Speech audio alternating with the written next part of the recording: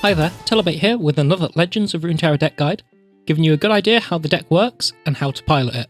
This time we're looking at one of my favourite deck archetypes, which is Teemo Sejuani. This is the first deck that I used to climb to Master, and the recent addition of the Feel the Rush card has made this deck a lot stronger in my opinion. The deck has really good matchups into slow decks or unrefined decks, so it's quite good into the Trundle Ram decks you see a lot of on ladder and any other slow decks. However, it really does struggle against aggressive decks, and the one matchup I really struggle with is against Soroka Tahm Kench. The game plan with this deck is you use Teemo and his mushrooms to get lots of Nexus damage off, which helps level Sejuani really fast. Once Sejuani's leveled, every time your opponent draws a shroom, Sejuani will freeze their entire board and putting them on a sort of lockdown. And once they're in this position, you can just attack in every turn or slowly grind them down with shrooms. There's not really a lot many decks can do once they're in that position. The hard part with this deck is getting into that position. However, this is where Feel the Rush really comes in. If you don't manage to get those shrooms in early, or if you don't manage to draw Sejuani, Feel the Rush can come in as that sort of late game win condition, regardless of what's happened before in the game. So if you get to turn 9, as long as you bank the 3 mana from the previous turn, you play Feel the Rush, and it's kind of like a turn 9 clock for your opponent. If they let you get to turn 9, you will win. Putting that sort of pressure on your opponent's really strong. So let's take a deeper look at the deck.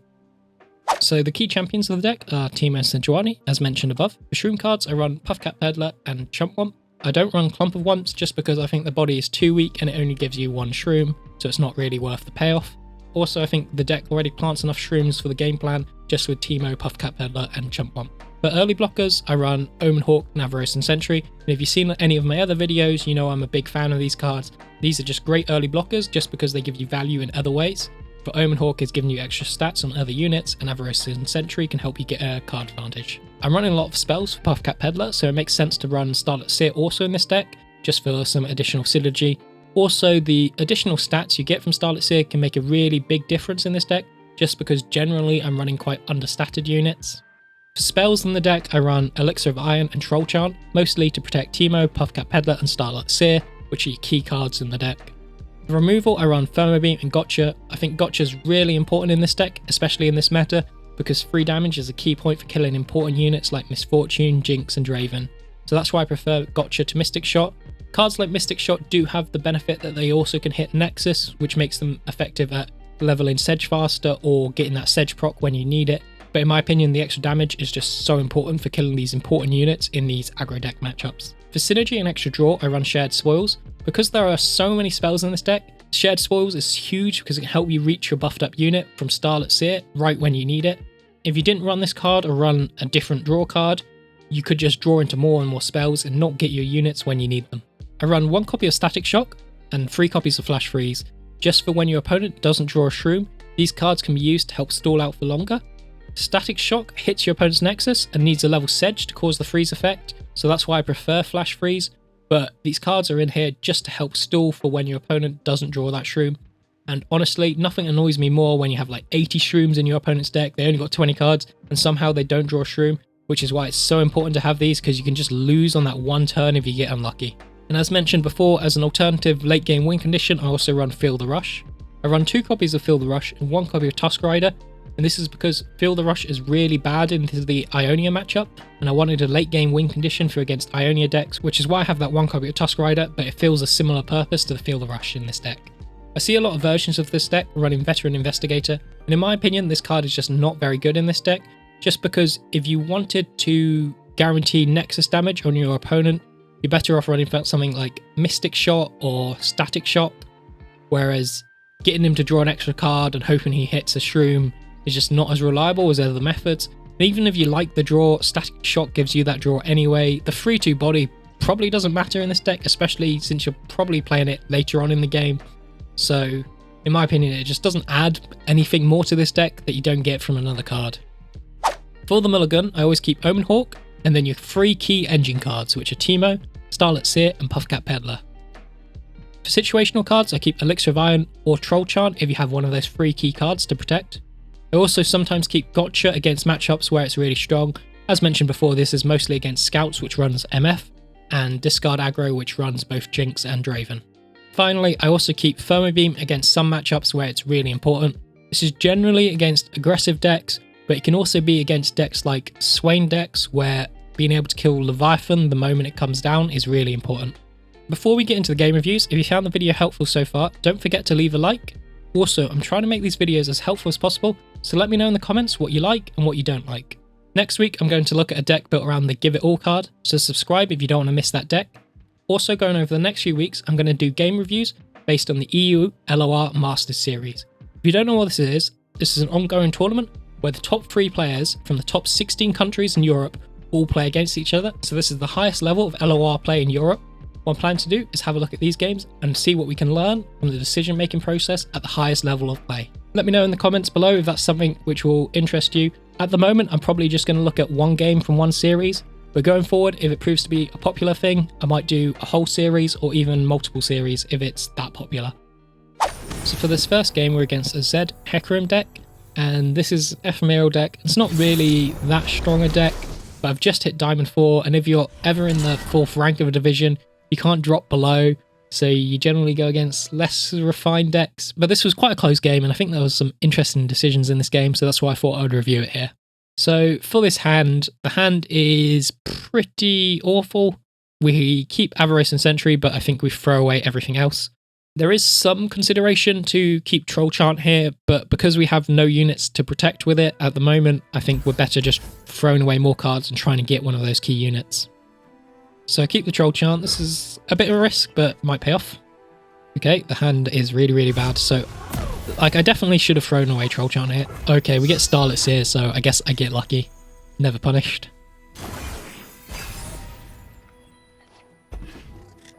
So turn 2, we can play Avarice and Sentry or Starlit Seer.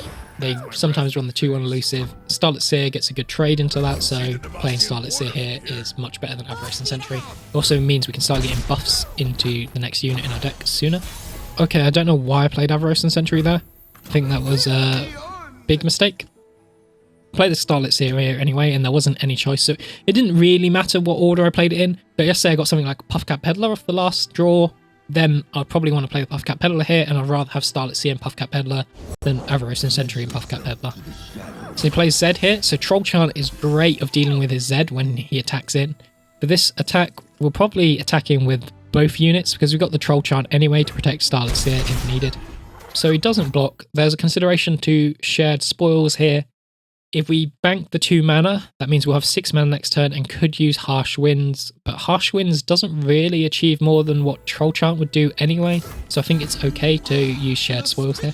We get a buffed up Teemo, that's great. 2 health on Teemo in this matchup is huge. It just means any of the 1 damage pings like Vile Feast or Unspeakable Horror just can't kill Teemo, which is great. He plays another Green Glade Duo, so we're going to be taking a lot of damage here. Playing Teemo here as an elusive blocker is great just because it stops us getting aggro down. We also have Troll Chant and Elixir of Iron to protect, so I think we play Teemo here, use him to block, use Troll Chant and Elixir of Iron to also get a good trade onto his Zed. He will always put the Avarice and Sentry into the 3-2 Ephemeral just to protect some health. And we'll use Starlit Seer plus Troll Chant or Elixir of Iron, doesn't really matter, to block the Zed. For 1 mana, he could use something like Rush, but I think it's very unlikely that it's in that deck anyway. Plus, if we use the Starlit Seer plus Elixir of Iron to block, Rush wouldn't do enough damage to kill the Starlit Seer anyway. So the big question here is, where do we use Teemo to block? If we're using Elixir of Iron on the Starlit Seer anyway, we can use Troll Chant on Teemo and whatever unit Teemo's blocking. So we block the 5 attack Green Glade Duo here, and then we end up taking 7, which is still more than we'd like, but I think it's more important to keep Teemo alive so we can block the Green Glade Duo on the next round, rather than letting Teemo die and using Troll Chant to take 2 attack away from one of the units hitting Nexus, effectively healing us for 2 health. Whereas if we use Teemo to block on his next attack, he will almost definitely be blocking more than 2 damage.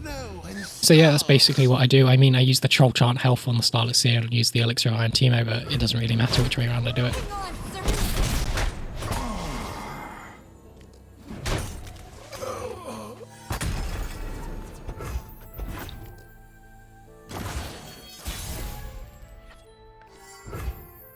So we have a 6-7 Starlit Seer and a 5-4 Chump Wump here. We can play the Chump Wump, which could get us Shrooms to level Teemo, but leveling Teemo really doesn't matter here. He's just going to be used as an elusive blocker anyway. And Starlit Seer gives us more mana, so we can use something like the next shared spoils if we wanted to. or even just bank 3 mana for next turn to use Harsh Winds and develop a board. He won't be able to play anything better than a 6/7, so it makes sense to develop here before attacking. We see through all.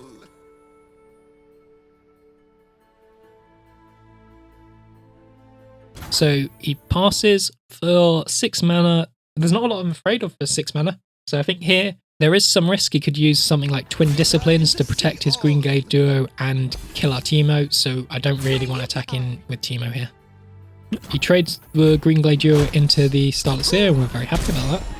So we could play the other shared spoils.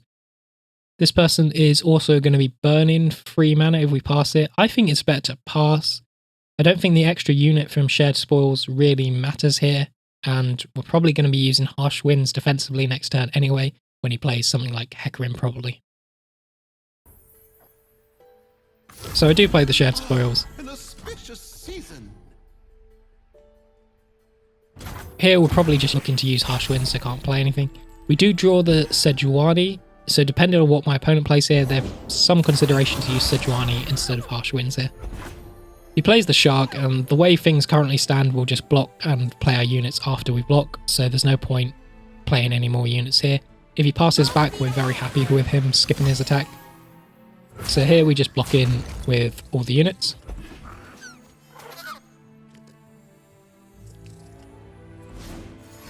He uses Deathmark, which is a little annoying, but we're quite happy with empty board here. I think he's the more aggressive deck, so having a cleared board is favoured for me here. For playing the units, we're better off playing Chump 1 and Starlit Seer here, and then we can play Sejuani on our attacking turn to kill whatever unit we want of his. Who goes there? So here, what I think the best play actually is to do what's called a burst pass. So if you use a burst spell speed and then pass, if your opponent passes back, it doesn't end the round. Because we don't have a target for Sejuani to make vulnerable, to me it makes sense just to use 1 mushroom and then see what our opponent does. But I play Sejuani first here, and I think that's a mistake. But it does force my opponent to respond. He has to play something or he'll die to the open attack. Then he plays Rekindler, which brings back Zed. It's not really a very strong play for him. The big question here is, what do we attack with now? The only bad trade for us really is if he uses Rekindler to block the 3/4. So if we're attacking with everything, he blocks the Chump Womp with Zed and the Starlit Seer with Rekindler. We do 7 damage. He has a Rekindler on 1 health. I'm fairly happy with that position, to be honest, so I'm okay with attacking with everything here. Join the conflagration. So interestingly, he doesn't block with Zed and lives on 1 health by using Unspeakable Horror. That is a very bold move, I'd say.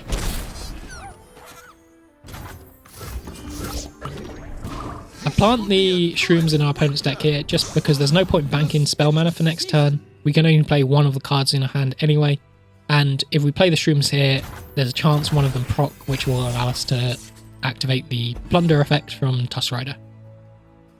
We get Puffcat Peddler here, and because we used both shrooms last round, we're slightly punished because we can no longer play Puffcat Peddler and use Harsh Winds. And he plays Hecarim here, so the only real chance he has of winning is winning on his attack here. So what we're concerned about is playing defensively and just trying to block as many of his units as possible. If we play one of our units, that only blocks 1 unit of his, whereas if we bank mana for Harsh Winds, that blocks 2 units of his. So banking mana and using Harsh Winds is better than playing a unit here. So here we're just looking at blocking as much damage as possible. We use Sejuani to block the Hecarim, then we use Starlit Seer plus the Harsh Winds to block all the 3 damage attacks. This will be a good winter.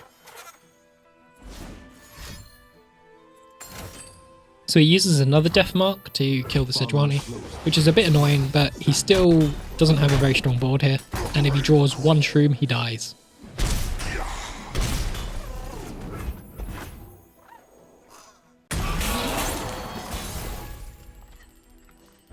And now we have the Static Shock, and this is huge just because we can Static Shock his Nexus to win. The one thing we are concerned about is Deny, so we need to wait for him to go under 4 mana before we use it. Because we don't have the Plunder effect, there's no point playing Tusk Rider. The difference in stats between the Tusk Rider and the Puffcat Peddler doesn't really matter on this board. We're just going to play the Puffcat Peddler, attack in just to force him to block. So he plays Dusk Rider, and that only has 2 attacks, so we're not worried about that at all. He still has 4 mana though, so we are concerned about the Deny before we use Static Shock.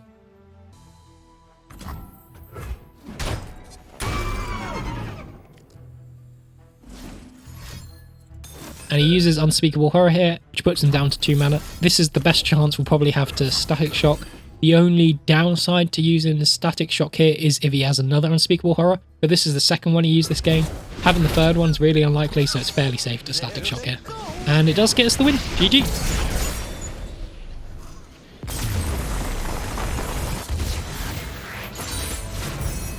This next game we're against Sejuani Swain deck, which is a fairly strong sort of mid-range deck. For our hand, it's worth keeping Avarician Sentry and Puffcat Peddler as one of our key cards and throw away the other cards.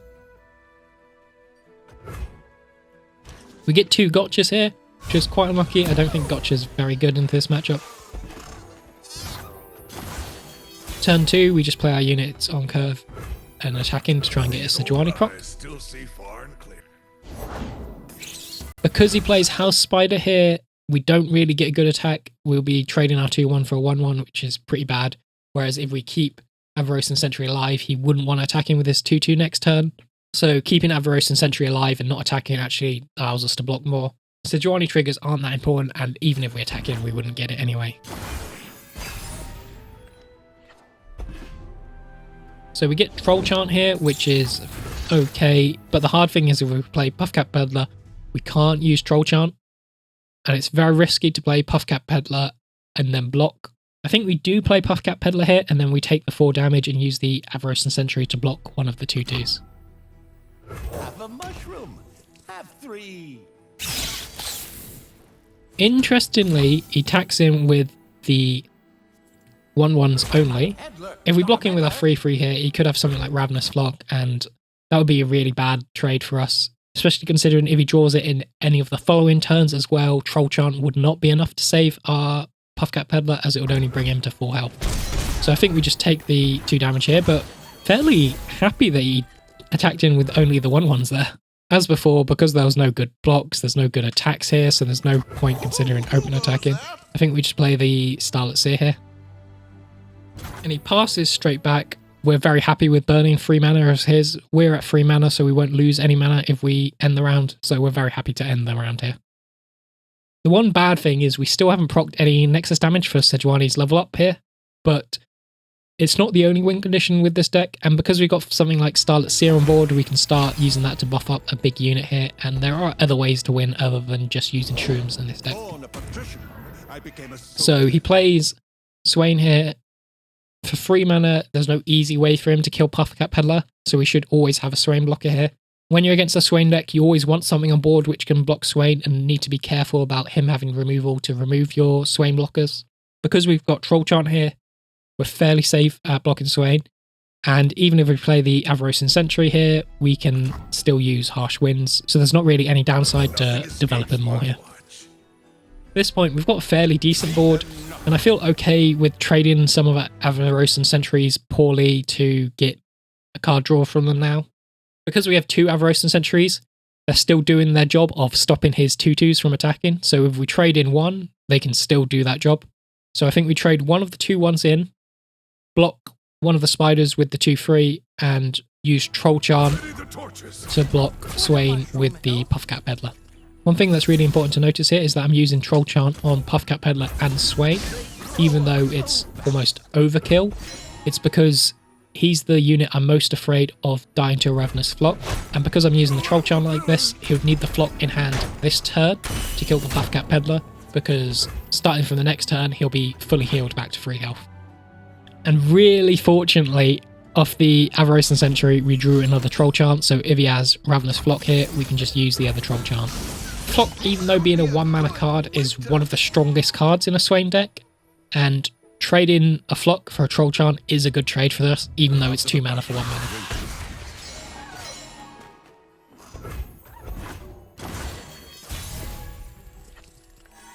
So on this turn, we get Sejuani. The way his deck works is it usually needs to damage a unit to be able to kill it. Like, there's no straight up removal. So we can quite safely play the Sejuani here. He would have to burn a card to damage the Sejuani, then use something like Ravenous Flock or Scorched Earth to kill the Sejuani off. So it would be 2 cards for 1 card anyway, and because Sejuani grants the unit vulnerable, we don't have to attack the unit with Sejuani. And this is something really important to note with Sejuani, is quite often I'll pull the vulnerable unit with a different unit. It depends what my opponent does, but if he does look to go for the kill on Sejuani, we'd probably end up pulling Swain with another unit. That way, to protect Swain, he would have to kill the Sejuani and kill the unit that I pulled it with. So he uses double Death's Hand here. This is a big sign that he's got another Ravenous Flock in hand, which is a bit strange because you thought he would use it last turn to kill the Puffcat Peddler, but he decided not to. So I followed what I said here, which is I hook the Swain with the Puffcat Peddler, so he'll now have to kill the Puffcat Peddler and the Sejuani to protect his Swain. Also attacking with the Avarice and Sentry here, because the first time this game, he doesn't have any good trades into our Avarice and Sentry. I don't attack him with the Starlit Seer just because my Starlit Seer is more valuable than his House Spiders. So there's the Flock onto Sejuani, and this is something I didn't actually consider, is that his Swain level's up here.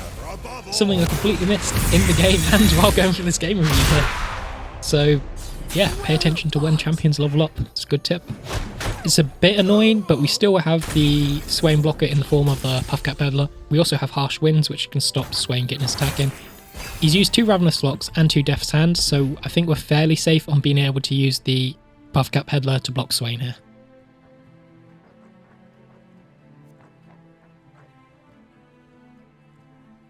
So he plays the Avarice and Sentry, and because of that, I feel it's better to play the Omen Hawk here over the Starlit Seer. I don't really want to play Sejuani on a defensive turn. I'm never a fan of playing Sejuani on the defensive turn, because then you can't make use of the vulnerable effect. Safeguard our homes. And he passes back. What he's trying to do here is bait out some of our mana, but we have no good plays in our hand. So I'm quite happy to end the round. I could use something like Gotcha onto Swain, and that's a decent consideration here. But to be honest, I'm quite happy with him throwing away his attack here. He burns 1 mana, we'll burn 3 mana, and I'm okay with that trade. Okay, so it's turn 8 and we're against a Swain deck. So we're really scared about a Leviathan here. So we really need to think, if I place Sejuani here, we can kill Swain, but then he drops Leviathan, which draws him another Swain, and then he plays Swain on the following turn. Then he has this lockdown effect where he stuns 3 of our units every turn, and it's pretty much GG. We won't have a good way of getting out of here. So what we've basically got to do is make it impossible for him to play Leviathan. So he should be scared of things like Thermo Beam, but we'll need 8 damage from a Thermo Beam to kill Leviathan, and we have nothing we can play for 3 mana to keep the 8 mana spare up. Therefore, I think our best play is to pass, and if he passes back, it feels really bad, but we just have to take it because we have to play around Leviathan here. So he plays the Leviathan. He's not playing around Thermo Beam at all, which is absolute insanity. We don't have the Thermo Beam, but fortunately we do have a way of killing the Leviathan, which is we attack with Sej and then we use Gotcha on it. And hope he doesn't have Troll Chant or Elixir of Iron or something like that. This is a situation where we can't play around those cards. Like, we just have to kill the Leviathan this turn. There's no way of playing around those cards. Blessed by snow and stars.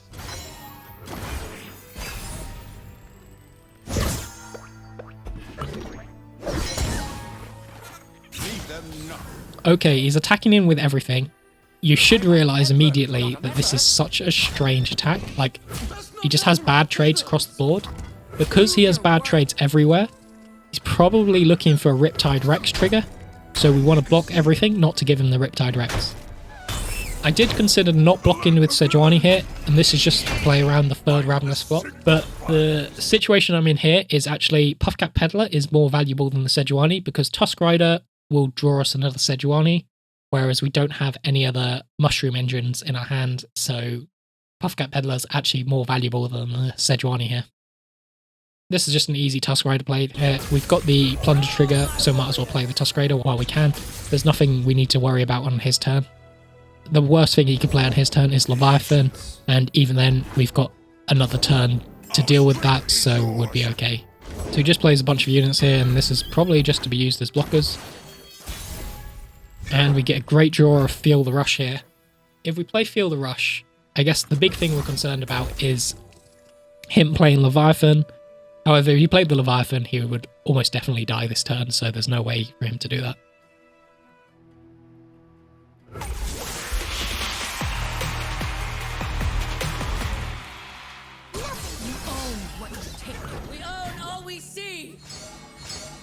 Fear the power you do not see. He plays the Swain here, which makes quite a few of our attacks quite bad. Therefore, I think we only attack with the 10 attack units. This is our homeland. Tread carefully. Stand and defend. So it takes 15 damage here, and this really shows you the strength of Feel the Rush, and this is why I really like it in this deck. We planted no shrooms, but we just stalled out our opponent, and we got to Feel the Rush, and now we have a win condition without having the strong early game. So he draws one shroom here, he's on 1 health, so we're in a very, very good position here.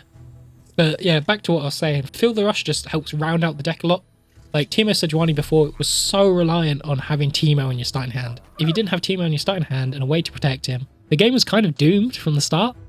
Whereas now, if you just stall out long enough to get to your Feel the Rush, you can always have another way of winning the game. So it really helps this deck a lot. So he attacks in. He's using a Noxian Fervor here to kill my 10-9. He is pretty desperate at this point. We just keep the unit alive using Troll Charm. It's not a great use of Troll Charm because we don't really care about the 10-9 that much, but it forces out more things. And he surrenders here, so that's great. I'm really glad I got a good game with Feel the Rush making the big difference here. So hopefully you see why I really think this card has helped improve this archetype a lot. It's one of my favourite decks. I'm definitely going to be playing more of it in ladder, and hopefully you try it out and enjoy it for yourself. That's all for this video. If you enjoyed the video or the deck, please hit that like button. I upload every Wednesday, so subscribe so you don't miss my next deck. And also I'll be uploading a game review of one of the games from the EU Masters tournament, as mentioned before. So until next time, thanks for watching and have a good day.